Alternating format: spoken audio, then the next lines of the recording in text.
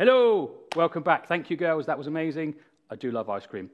Right, story time. Here we go. Maybe you'll see some people you might recognize in the story, so let's see what happens. Okay. God's people, the Israelites, had been slaves in Egypt for 430 years. Now they were finally free to go home and make a home in their very own land. God had chosen Moses as the leader of their people. So they packed up everything they owned and followed him to Egypt. Over 1 million Israelites set off. Moses always knew which direction to go because God put a tall pillar of fire in front of him to point the way. At night, they followed a big, tall pillar of fire.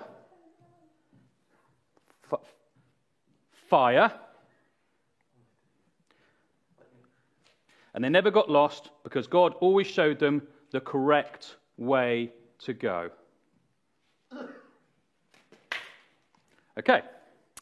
Eventually, the pillar stopped by the water called the Red Sea.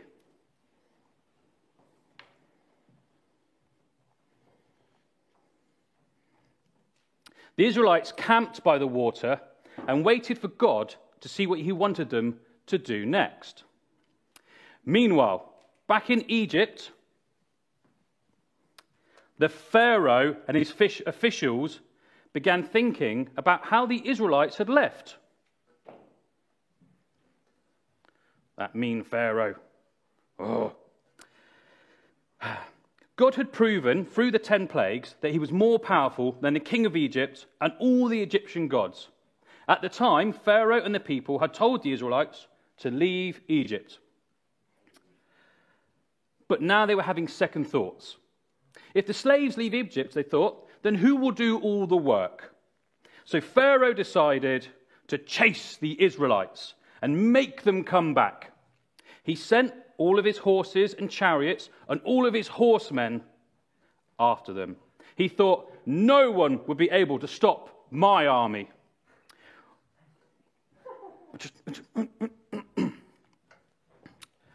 Okay. When God's people saw the Egyptian army approaching in the distance, they became very afraid. Okay, very afraid there. There was nowhere to go. The army was behind them, and the Red Sea was in front of them. They were trapped. The people complained to their leader, Moses. They said, "Why did you lead us out of Egypt into the desert to die? We would have been better off had we stayed in Egypt." But Moses said, "Do not be afraid." Do not be afraid. Very good. "Stand firm, and you will see how God will save you today. The Egyptians can never win because God will fight for you." Now, amazing things began to happen right before their very eyes. The people had thought they were trapped because of the water. But they were about to see that God is so powerful, he can do anything. An angel of God had been traveling in front of the Israelites, and he moved back behind them along with the pillar of cloud. The cloud blocked the view of the Egyptians. Hang on. It's back somewhere. Cloud over here. The cloud was behind them. Okay? And they could only see the night and the darkness. But the cloud provided light for God's people, so they could see everything. They could see the Red Sea in front of them, and they wished they could get across the sea to safety. God then spoke to Moses and told him to stretch out his staff, which is like a big stick. At God's command, Moses stretched out his big staff over the water, and it began to change. A strong wind blew the water into two walls, so that there were walls of water on either side, and a dry land down the middle. God had provided a way to cross the sea to the other side. When the Egyptians saw the dry land, the Israelites made their way down the middle to safety. When the Egyptians saw the dry land, they followed the Israelites. And do you think they caught up with them? No. Strange things began to happen. The wheels of their chariots began to fall off, and they became difficult to drive. And by the time the Egyptians realized God was fighting against them, it was too late. Oh, we've gone blurry. It's because there's too many people running around. I'm so sorry. We'll come back with the blurriness. Okay, so now the Israelites were safely on the other side. God told Moses, stretch out your staff again over the water. And when they did that, the Egyptian army that was in the middle of the water, all of a sudden, were swept away into the water. And the Israelites, Moses, and God had won and got to safety. See you later. Bye-bye. We know. Okay. There we go.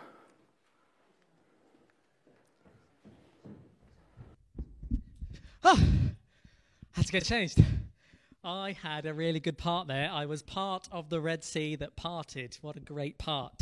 How many times can I say part in this sentence? But I will depart from what I'm trying to think about and go on talk about feeling trapped.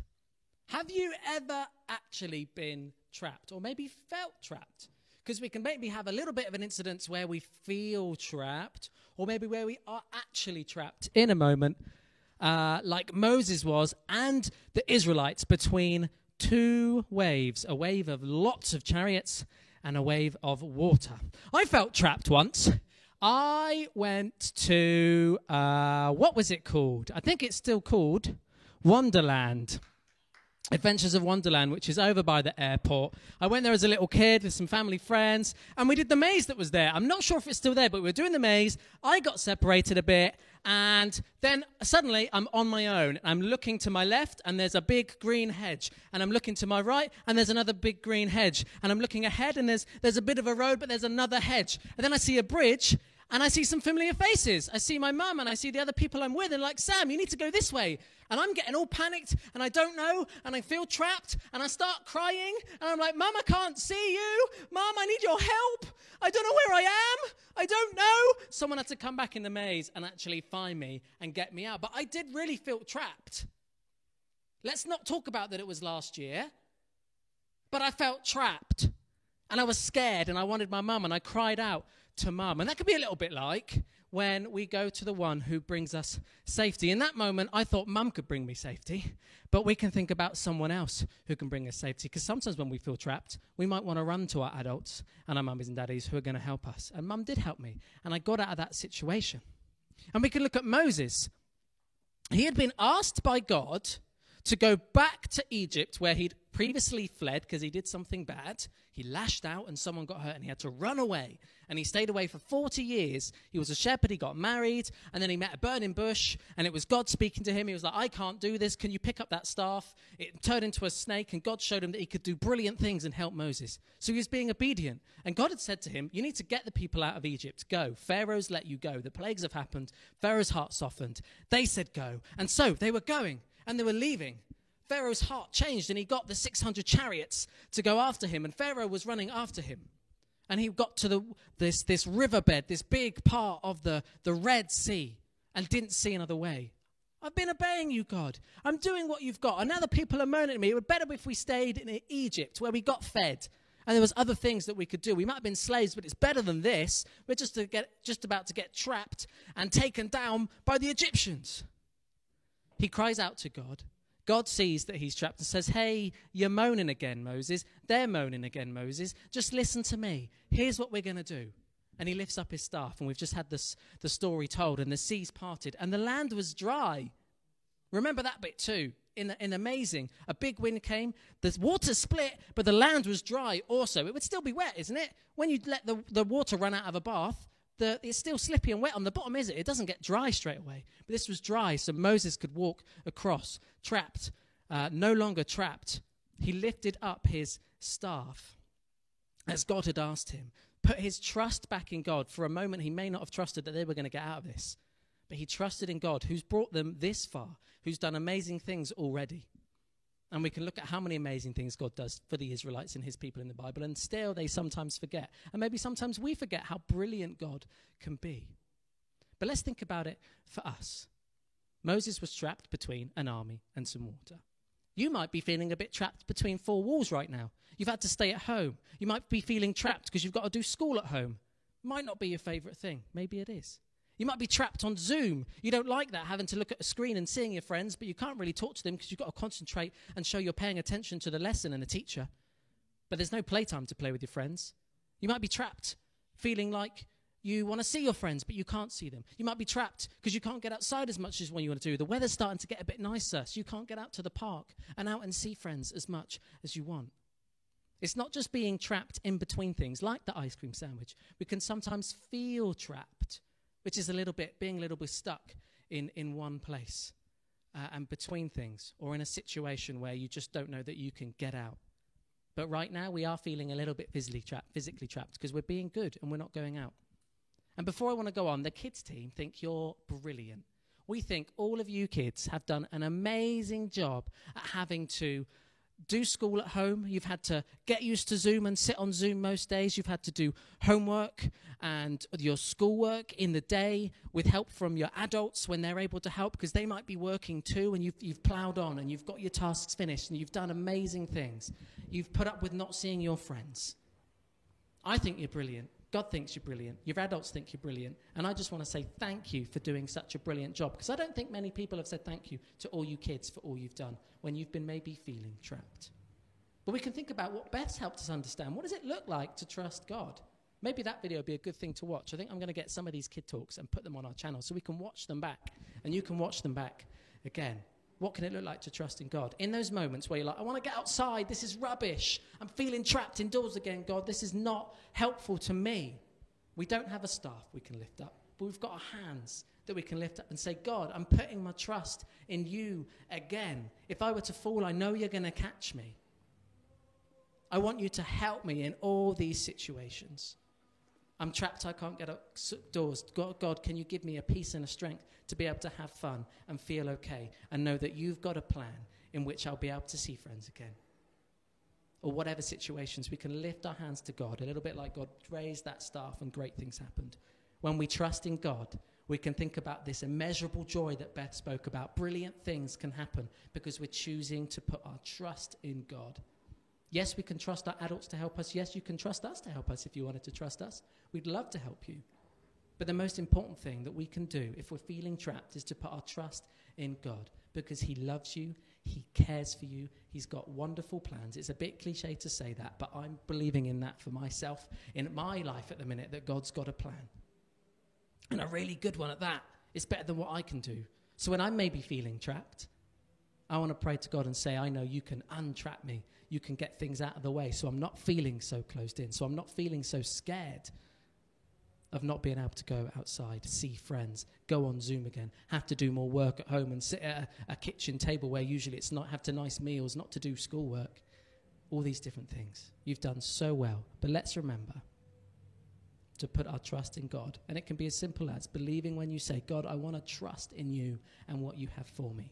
I believe that Jesus, you came to earth, you did brilliant things. You said those words that Beth spoke about earlier on, but then you died on a cross in a bad way, but you came back to life so that I can have relationship with God, so that I can put trust in God, because you are brilliant and I want relationship with you. And trusting God's a big part of that. And Moses did it, and they got through, and they were okay. And their plans went on, and they messed up a little bit again, and then God helped them again. It can be a little bit like that for us, but we can trust in God, and he will help us when we're feeling trapped. I want to pray for you really quick, then Keith's going to jump on, and we're going to wrap up a little bit. Thanks, super job listening, and let me pray for you all right now. Father, thank you for this morning. Thank you that we have been able to engage with your word through our memory verse hanging in front of us and being chopped down so we can try and remember those words for ourselves. Thank you for how we had the story read and the leaders acting it out in a fun way so we can remember and have a think about what Moses might have felt like in those times to be trapped, and what the other Israelites might have felt, scared, fed up, wanting to go back to Egypt. But thank you that we can trust in you for what you've done on the cross, that you sent your son because you love us so, so much. We can't even measure how much you love us. I can't even fathom how much you love me. I want to thank you for that. But thank you that when I trust in you, you do help me. And you do help me when I feel trapped, that I don't feel so trapped anymore. I pray that for the kids tuning in. I pray that for the families, that in those moments of feeling trapped, they can remember to lift their hands to you, Father, and ask for your help and put their trust back in you, not in our own strength, not in our own ideas of how we can get out of things and maybe get ourselves to not being trapped, but trust that you have the answer. Bless us as we go into our weeks back to school, that those Zoom classes are okay, that the work's okay, that we can have fun doing that working, and pray for the families as well, those that are doing the homeschooling and helping out. Give them strength and the right words to help all their children in giving their best to their schoolwork still. We love you, Father. In Jesus' name, amen.